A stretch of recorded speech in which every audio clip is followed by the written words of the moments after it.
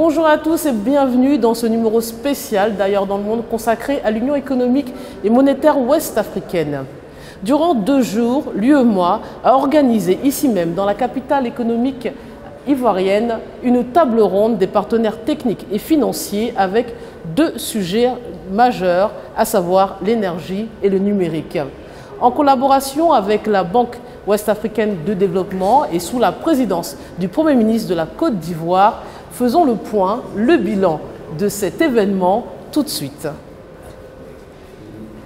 Monsieur le ministre, bonjour. Bonjour, comment ça va? Ça va très bien. Merci de nous accueillir. Merci, je crois qu'on peut y aller. Allez-y, je vous suis.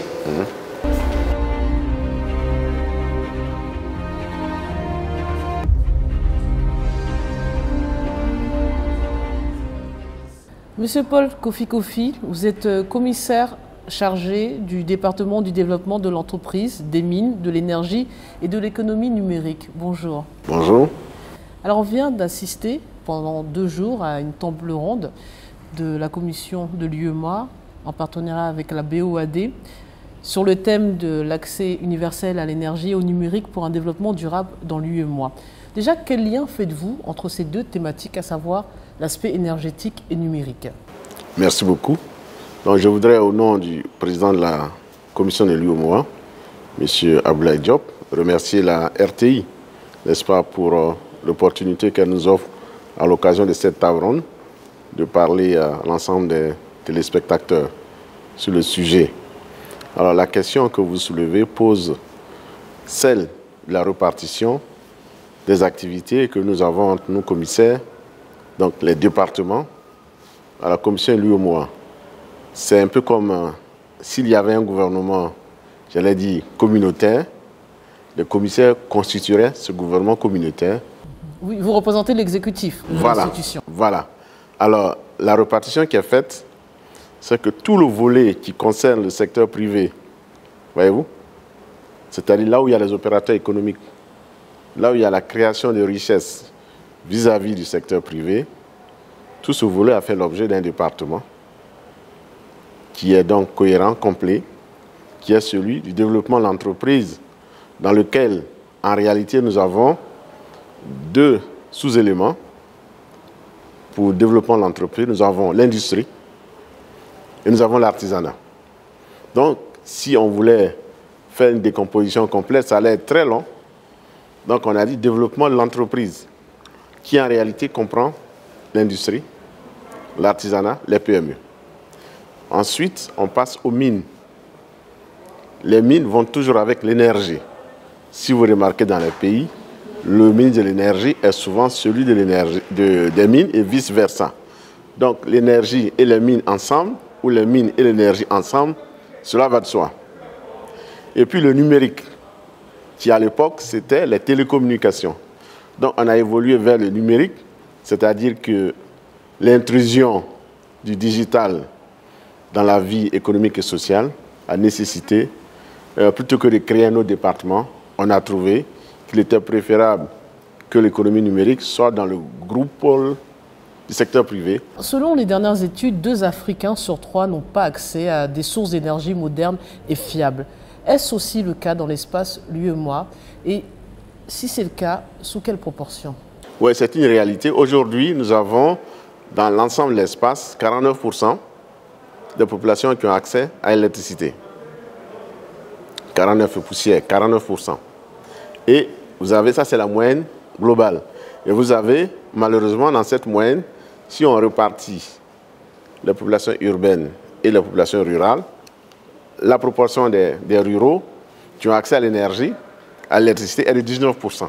Vous voyez l'écart, les disparités. Et si on regarde par pays, aujourd'hui, les pays qui ont un accès énergétique le plus important, c'est la Côte d'Ivoire et le Sénégal. Donc, en moyenne, les 49%, si vous faites une disparité, vous allez voir que certains pays sont en dessous des 40%. Et donc, c'est une réalité qu'il faut corriger. Et je crois que cette stratégie vient à point nommé. Eh bien justement, parlons de la stratégie de développement des pôles énergétiques mise en place par l'UEMOA. Qu'est-ce que c'est exactement? Il faut reconnaître qu'à l'époque, d'abord, je voudrais dire que la politique énergétique a été conçue en 1999. Vous voyez que le temps est passé par là. Nous sommes en 2023, c'est-à-dire ça fait 24 ans. Et à un moment donné, il y a eu une crise énergétique dans la sous-région, il y a eu des périodes de délestage qu'on a connues, dont la Commission a décidé de corriger cela et a mis en place une initiative régionale pour le développement de l'énergie durable, en abrégé IRED, et cela a permis de corriger cette phase de délestage intempestif qu'on a connu. Il y a quand même encore des coupures. On a connu, attendez, je dis intempestif, mais a dit il faut qu'on corrige cela, il faut qu'on mette en place une réelle politique. Donc, qu'est-ce qui s'est passé? Pendant la première phase, chaque pays a cherché à développer son potentiel énergétique en investissant massivement. Mais ce sont des investissements qui coûtent extrêmement cher. Et on s'est rendu compte que certains pays avaient une forte propension à produire de l'énergie et ont décidé de les mettre à disposition du voisin. Voyez-vous?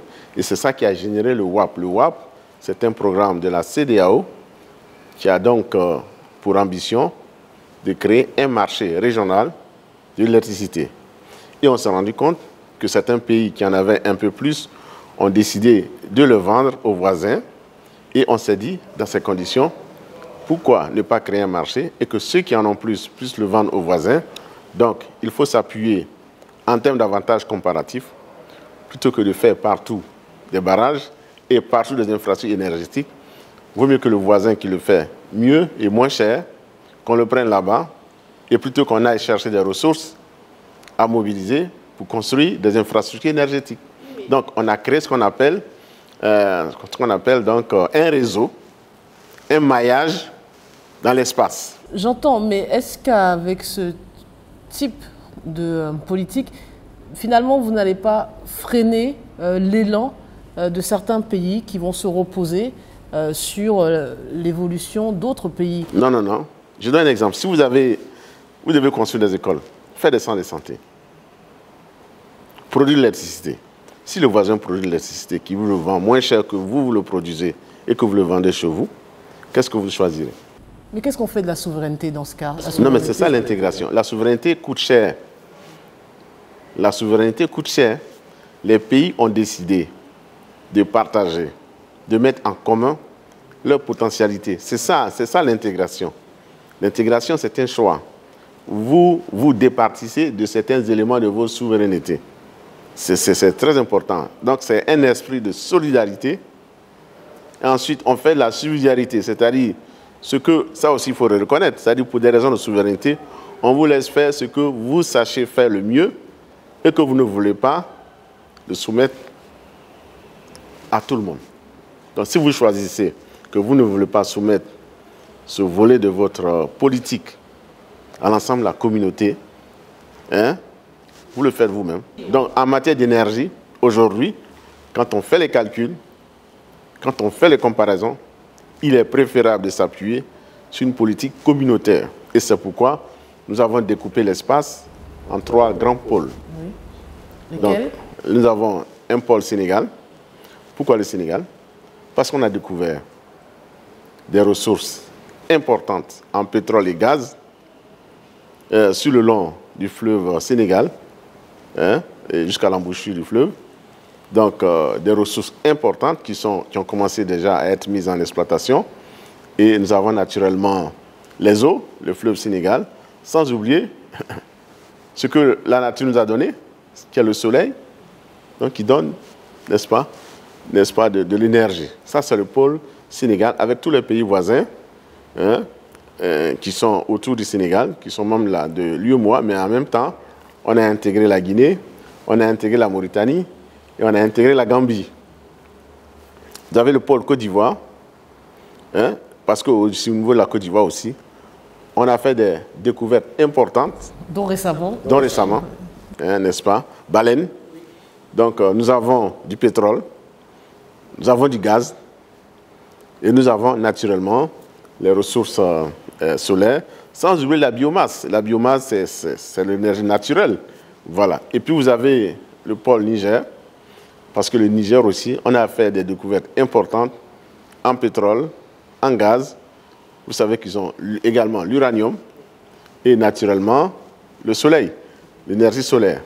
Donc, c'est compte tenu des potentialités énergétiques de chaque pays phare, ce qu'on appelle dans les pays pôles, que nous avons créé autour de chaque pays, un ensemble de pays de la zone qui constitue le pôle. Et quand on fait l'interconnexion entre tous ces États, vous voyez que l'électricité va circuler, donner cette image d'autoroute. Hein, c'est comme si on fait la connexion des voies routières. C'est la même chose, c'est des lignes d'énergie qui sont construites entre les différents pays pour servir le voisin. Et c'est un marché, vous voyez donc le lien. Pourquoi est-ce qu'il y a un marché? C'est ça le marché. Donc on a un centre de dispatching qui se trouve au Bénin. C'est-à-dire que vous voulez acheter l'énergie en Côte d'Ivoire, bon, vous faites la demande et qu'est-ce qu'on fait? On vous transfère l'énergie à tel coût, voyez-vous?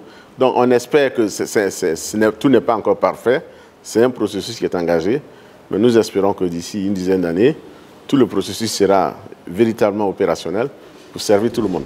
Mais finalement, quels sont les obstacles à une bonne utilisation du potentiel énergétique de l'Afrique, qui est pourtant énorme en tant qu'énergie fossile qu'en énergie renouvelable?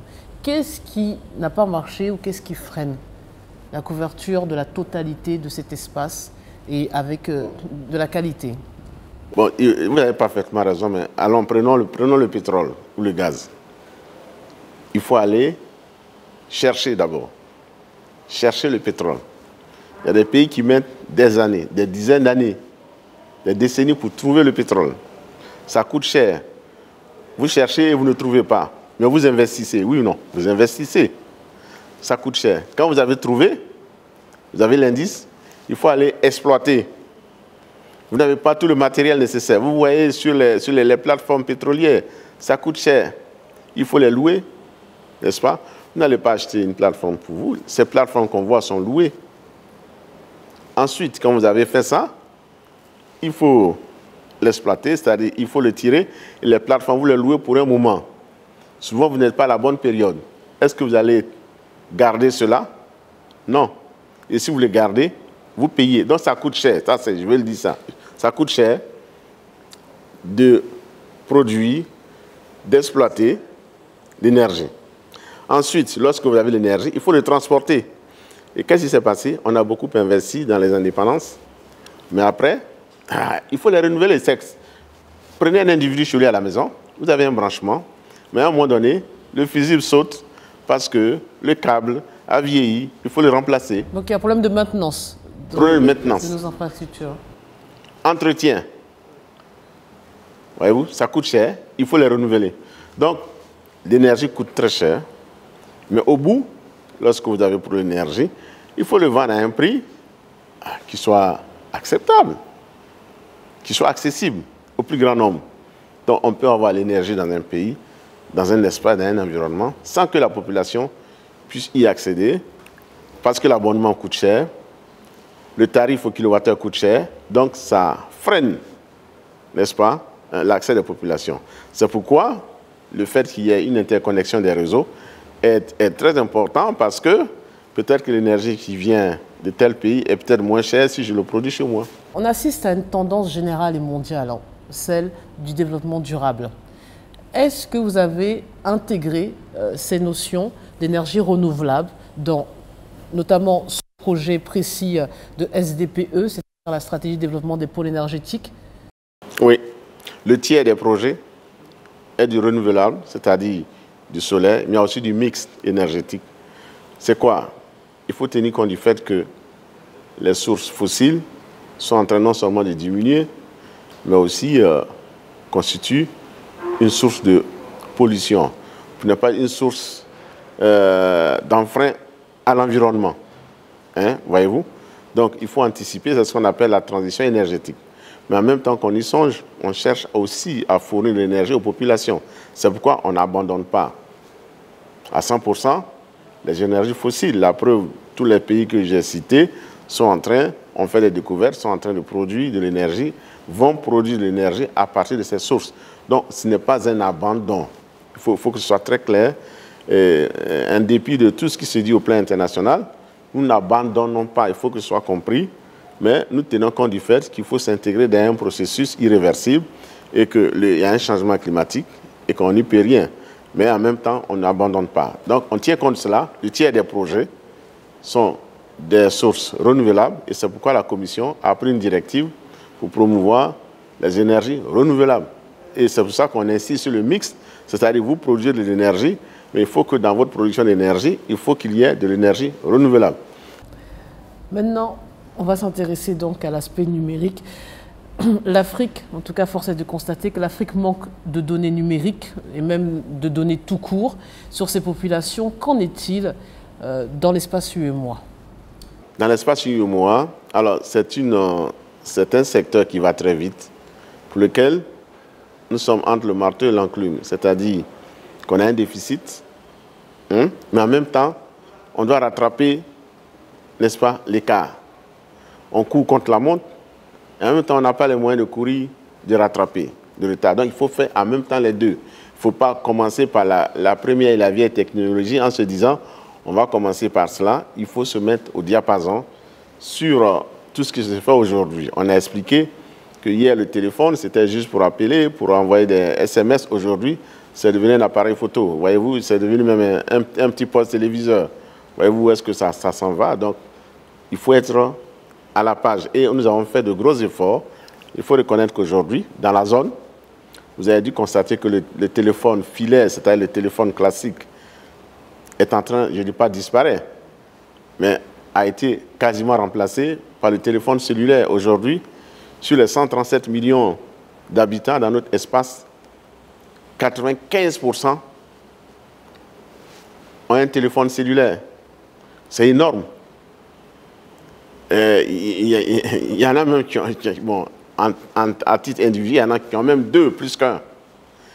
Et aussi, on voit que l'usage, parce qu'on peut l'avoir sans en faire l'usage. L'usage, c'est quasiment 90%. Non seulement ils l'ont, mais c'est ce qu'ils utilisent comme moyen de communication. Mais le problème se trouve au niveau de l'Internet, où nous avons 40%. Voilà, à peine.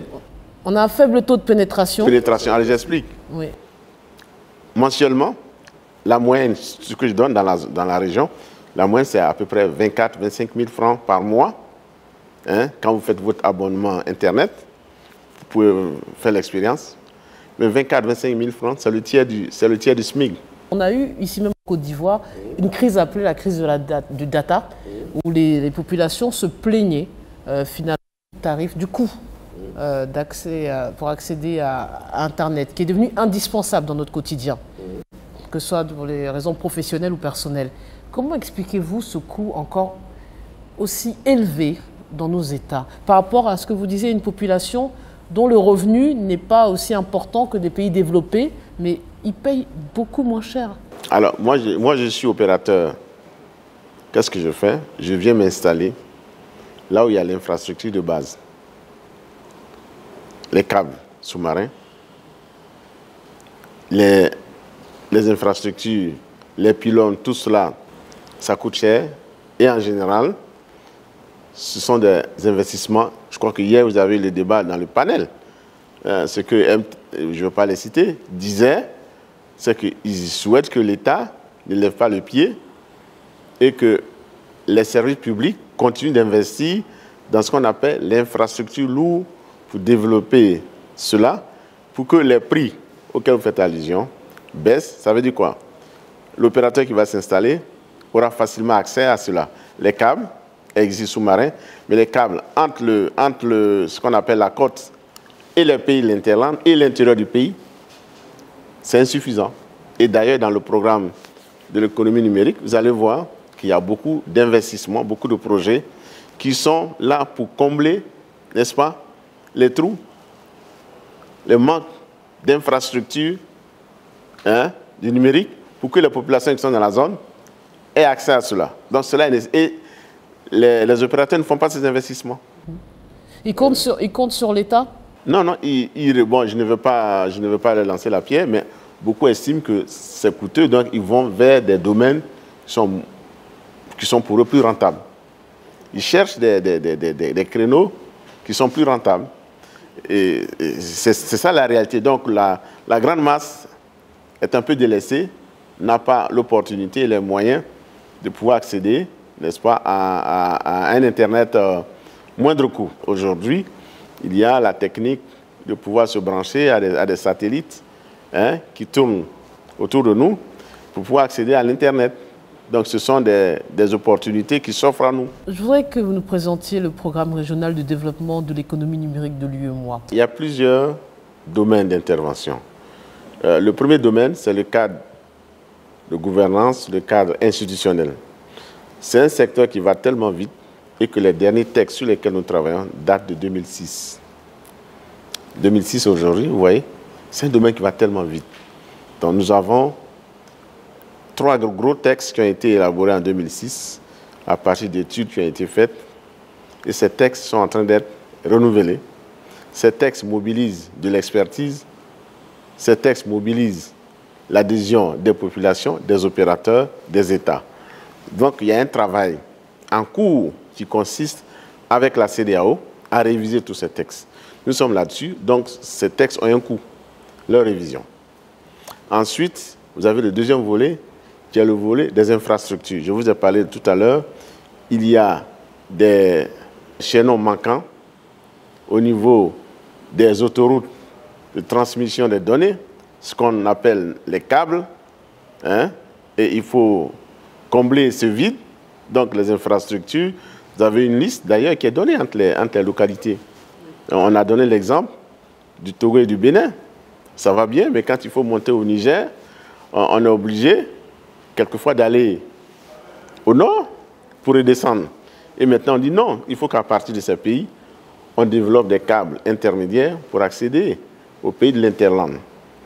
Voyez-vous? Donc ces investissements sont nécessaires. Et en 2 pays, il faut venir passer par la côte. Voyez-vous? 2 pays voisins. On n'arrive pas à faire le lien, on descend jusqu'à la côte pour faire remonter. Donc il faut. Troisième élément, c'est l'offre de services. Il faut que les services du numérique soient là. C'est-à-dire que les services Internet, l'informatique, les GAFA qui sont là, les services du numérique au sens des opérateurs de téléphonie cellulaire, et plus ils sont nombreux, plus c'est intéressant pour les clients.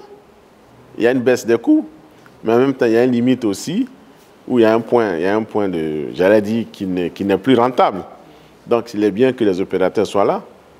Donc, il est nécessaire d'avoir la panoplie de services du numérique dans un pays, n'est-ce pas? Cela, c'est que nous devons créer les conditions. C'est ce qu'on disait hier au panel. Donc, ça, c'est le troisième facteur, c'est-à-dire qu'il faut que les services soient disponibles.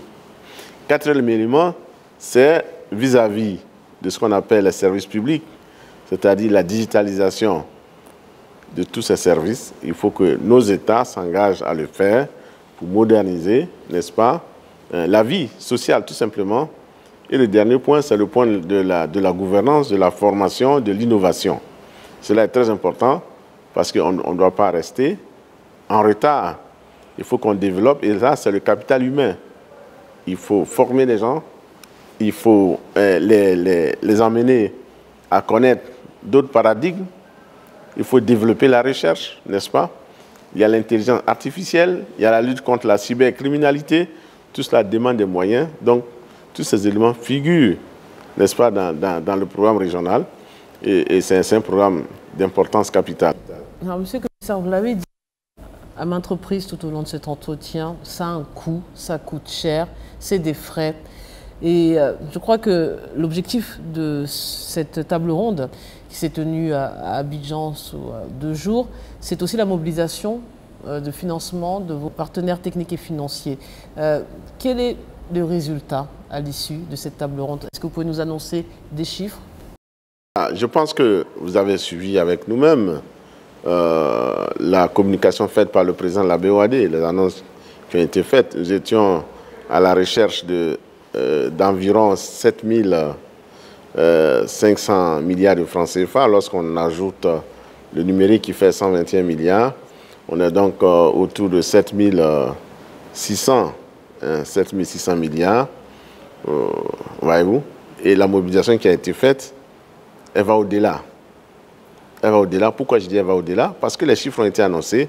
Tous les bailleurs de fonds, je ne peux pas les citer ici, ont fait des annonces qui dépasse. Alors, ça dépasse, il y avait un gap. Ce gap a été entièrement satisfait parce que l'annonce de certains bailleurs qui sont en train de faire des simulations pour voir comment est-ce qu'ils vont distraire n'est-ce pas, des ressources importantes chez elles vis-à-vis du programme, permet de couvrir, n'est-ce pas, le gap qui était là, qui était de ce montant. Donc ce gap est couvert. Donc vous êtes satisfait? Ah mais bien sûr, je suis l'un des plus heureux de la journée. Alors quand est-ce que nous autres populations, nous serons aussi les plus heureux du monde grâce à ces projets? Vous avez envisagé une date butoir? Vous avez une planification? Oui, mais comme l'a dit le président de la commission, qui était, je pense, le plus heureux, puisque tout ce travail, en fait, il est l'un des bénéficiaires. Il est vrai que les ressources vont aller vers les États et, naturellement, les investissements qui se feront vont bénéficier aux populations. Le président de la BOAD et comme le ministre des Finances Côte d'Ivoire, ministre des Finances et du Budget, qu'on remercie énormément, ont tous dit, les trois ont si bien dit, que comme on dit, c'est le début du commencement j'allais dire pas des difficultés, parce que sinon, mais du travail à faire, parce qu'il faut mobiliser ces ressources. Quand un bailleur vous dit, je vous donne 100, ce n'est pas fini. Il faut aller discuter avec lui pour avoir un contrat, signer une convention. Là, ce sont des promesses, en fait. Ce sont des intentions. Je préfère intentions que promesses. Des intentions. Ce sont des intentions. Il va falloir avoir des conventions de financement. La convention de financement doit s'appuyer sur ces procédures, les procédures du bailleur, ce qu'il veut, ce qu'il ne veut pas voir, et vous aussi, ce que vous voulez, ce que vous ne voulez pas voir, et il faut que vous vous accordez. Donc vous voulez dire que là, c'est comme ce sont des intentions. Voilà, c'est-à-dire qu'il y aura... Mais c'était nécessaire d'avoir ça. Ouais. Maintenant, vous savez dans quelle direction vous pouvez aller.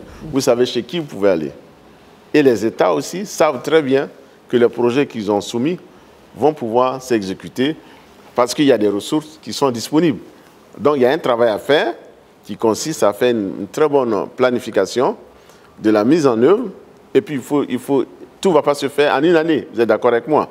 Donc, il faut planifier leur exécution dans le temps, leur démarrage, ce qu'on appelle les conditions préalables de mise en œuvre, ce qu'on appelle les conditions de mise en vigueur. Ensuite, il y a certains projets, pour ne pas dire la plupart, il faut qu'il y ait des conventions signées par le gouvernement. Il faut que ça passe. Certains même vont passer par des accords de prêt, des accords de dons, qui vont nécessiter d'autres implications, d'autres ministères, mais vous restez d'autres partenaires. Parce que mais je suis très confiant parce que c'est le début. On assiste régulièrement à ces grands-messes avec des annonces et des sommes astronomiques. Mais in fine, voilà, ce qui est collecté n'a plus rien à voir avec ce qui avait été annoncé. Et c'est quasiment systématique. Si on ne le fait pas, dans 10 ans, ça sera trop tard. Ouais, la population augmente de 2,6 par an, c'est-à-dire qu'elle double. Elle double tous les 25 ans. Aujourd'hui, nous sommes à 137 millions. C'est-à-dire dans 25 ans, on sera à 270 millions. Et si on n'a pas d'électricité, on fait quoi? Si on n'a pas d'électricité, pas d'industrie. Pas de développement. Pas de développement. Et si on est en retard sur le numérique, demain, l'alphabétisation, être analphabète, même pas demain, maintenant. Si tu ne sais pas manipuler aujourd'hui un cellulaire, un smartphone, mais tu es en retard. On est obligé de se mettre à niveau. Donc, on est obligé de rentrer dans cette course du numérique. Ça sera le mot de la fin. Merci infiniment, monsieur Paul Kofi Kofi, d'avoir accepté cet entretien, d'avoir répondu à toutes nos questions. Et on reviendra peut-être pour vérifier l'évolution de ces différents projets. Merci beaucoup. Merci à la RTI. C'est la fin de cet entretien. Merci de votre attention. Restez sur RTI 1.